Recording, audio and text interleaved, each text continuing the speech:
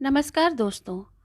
आज जो कहानी हम सुनने जा रहे हैं उसका नाम है चोर की सद्बुद्धि। एक समय की बात है, तीन युवक थे। एक था राजा का बेटा, दूसरा था एक मंत्री का बेटा और तीसरा था व्यापारी का बेटा। तीनों युवकों में घनिष्ठ मित्रता थी। तीनों युवक साथ साथ रहते थे, साथ साथ खेलते थे और साथ साथ सैर सपाटे भी किया करते थे। तीनों लड़कों के घर में धन दौलत की कोई कमी नहीं थी, अतः उन्हें खाने पीने की कोई चिंता नहीं रहती थी। वे कामकाज बिल्कुल भी नहीं करते थे, पूरे दिन सैर सपाटे किया करते या खेल कूद में ही लगे रहते थे। वे तीनों जब कुछ और बड़े हुए तो उनके माता पिता को चिंता हुई। उन्होंने सोचा, लड़के अब बड़े हो रहे हैं, फिर भी कोई कामकाज नहीं करते, उनका जीवन किस तरह बीतेगा। एक दिन राजा ने अपने बेटे को बुलाकर कहा, देखो बेटा, अब तुम बड़े हो गए हो, तुम्हें अब खेल कूद छोड़कर राजकाज देखना चाहिए। आखिर राजा के बेटे हो, राजकाज नहीं देखोगे तो क्या करोगे।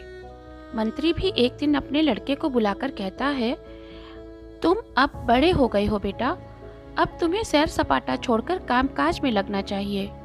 इसी प्रकार व्यापारी ने भी एक दिन अपने बेटे को बुलाकर कहा, तुम अब समझदार हो गए हो पुत्र, अब तुम्हें व्यापार करके धन कमाना चाहिए।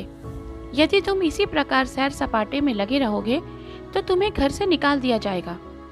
तीनों मित्र अपने अपने पिता की बात सुनकर चिंतित हो उठे और मन ही मन सोचने लगे कि अब क्या करना चाहिए।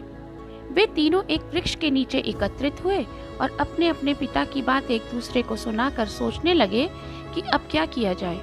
व्यापारी के लड़के ने कहा, हमें अब किसी काम के द्वारा पैसा कमाना चाहिए। पैसा कमाने के लिए किसी और नगर में जाना चाहिए। मंत्री का बेटा बोला, बात तो ठीक कह रहे हो, पर बिना रुपए पैसे के दूसरी जगह कैसे जाया जाएगा। आखिर कामकाज करने के लिए भी तो धन चाहिए। व्यापारी का बेटा विचारों में डूबा हुआ था। उसने सोचकर कहा, मैं एक ऐसे पर्वत को जानता हूँ जिस पर हीरे जवाहरात और रत्न मिलते हैं। हमें उसी पर्वत पर चलना चाहिए। अगर रत्न मिल गए तो धन की समस्या हल हो जाएगी। व्यापारी के लड़के की बात शेष दोनों मित्रों को पसंद आ गई। फिर क्या था, तीनों मित्र पर्वत की ओर चल पड़े। मार्ग में सघन वन पड़ता था। जंगल के अंत में पर्वत था। तीनों मित्र उस जंगल को पार करके पर्वत पर जा पहुंचे। पर्वत पर पहुंचकर उन्होंने रत्न खोजना आरंभ कर दिया। किस्मत के जोर से उन्हें एक बहुमूल्य रत्न मिल गया।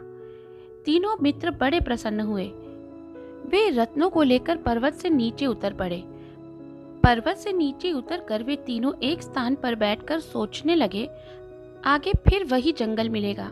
जंगल में चोर डाकुओं की अधिकता रहती है।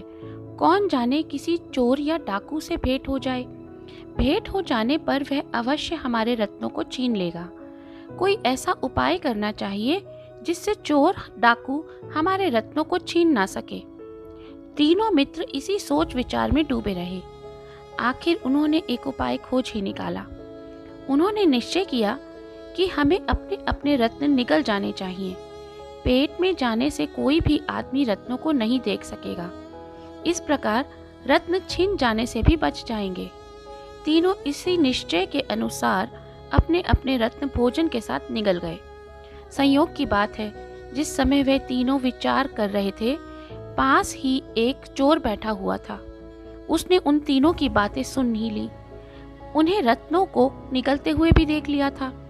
चोर ने विचार किया, इन तीनों के पेट में रत्न है, अतः रत्नों को प्राप्त करने के लिए उनके साथ लग जाना चाहिए।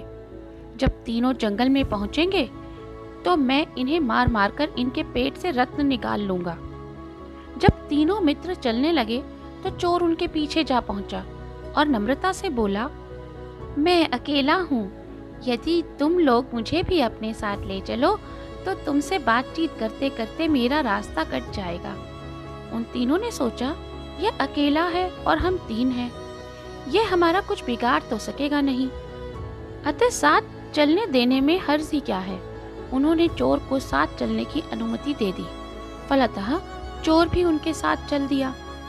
चारों जंगल को पार करके एक गांव में पहुंचे। गांव के मुखिया के पास एक तोता था। तोता किसी भी आदमी को देखते ही समझ जाता था कि इनके पास क्या है। वह मनुष्य की तरह बात भी कर सकता था। वे चारों जब मुखिया के द्वार के सामने से निकलने लगे तो तोते ने उन्हें देख लिया।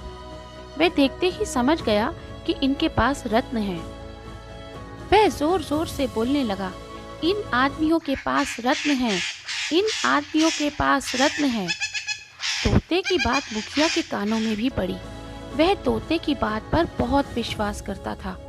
उसने सोचा कि तोते के कहने के अनुसार इन आदमियों के पास रत्न है, अतः इन्हें पकड़कर रत्न छीन लेने चाहिए। मुखिया ने चारों आदमियों को पकड़वाकर कैद कर लिया।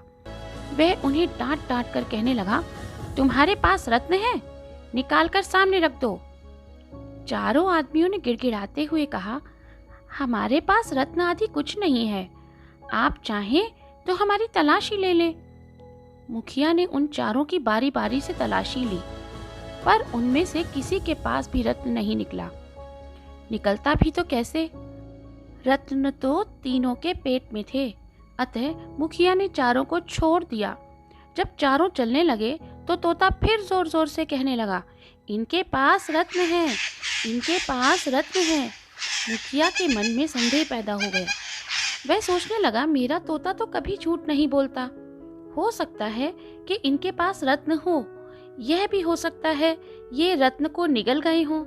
अतः मुखिया ने चारों युवकों को फिर से कैद कर लिया।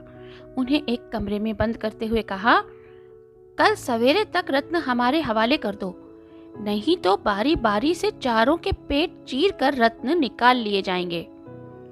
मुखिया ने चारों को कमरे में बंद कर दिया। बेचारे चारों युवक चिंतित हो उठे, भयभीत हो उठे। रात में चोर के मन में एक नया विचार पैदा हुआ।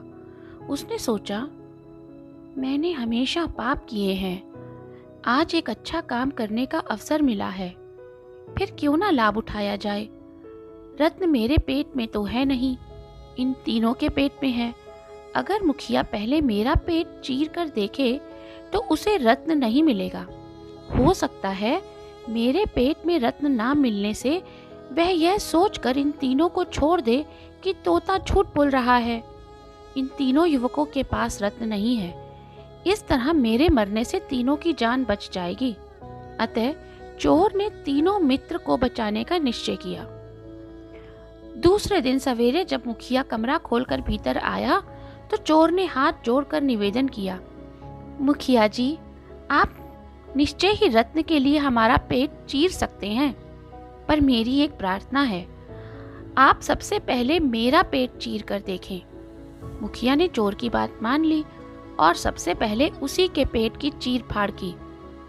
चोर के पेट में कुछ नहीं मिला। मिलता भी तो कहां से? रत्न तो 3 अन्य युवकों के पेट में था। चोर के पेट में रत्न ना मिलने से मुखिया ने सोचा, मैंने इसके पेट की चीर फाड़ तो की, पर कुछ नहीं मिला। मैंने व्यर्थ ही इसकी जान ले ली। हो सकता है इन तीनों के पेट में भी रत्न ना हो। मुझे व्यर्थ ही इन तीनों की भी जान नहीं लेनी चाहिए। तो क्या तोता झूठ बोलता है? वह तो पक्षी है, वह सच या झूठ को क्या जाने। मुखिया ने तीनों युवकों को छोड़ दिया। चोर की सद्बुद्धि ने उन तीनों की जान बचा ली। तीनों युवक अपने अपने घर जाकर काम करने में लग गए और जीवन सुख से व्यतीत करने लगे। तो दोस्तों, इस कहानी से हमें शिक्षा मिलती है कि एक मूर्ख मित्र से समझदार शत्रु ही भला होता है। दोस्तों, आपको यह कहानी चोर की सद्बुद्धि कैसी लगी? हमें कमेंट सेक्शन में अवश्य बताएं। और अगर आपको यह पॉडकास्ट अच्छा लगा हो तो वीडियो को लाइक ज़रूर करें और शेयर भी करें। पंचतंत्र की अन्य कहानियाँ सुनने के लिए सीरीज़ के साथ जुड़े रहें। मिलते हैं अगली कहानी में। धन्यवाद।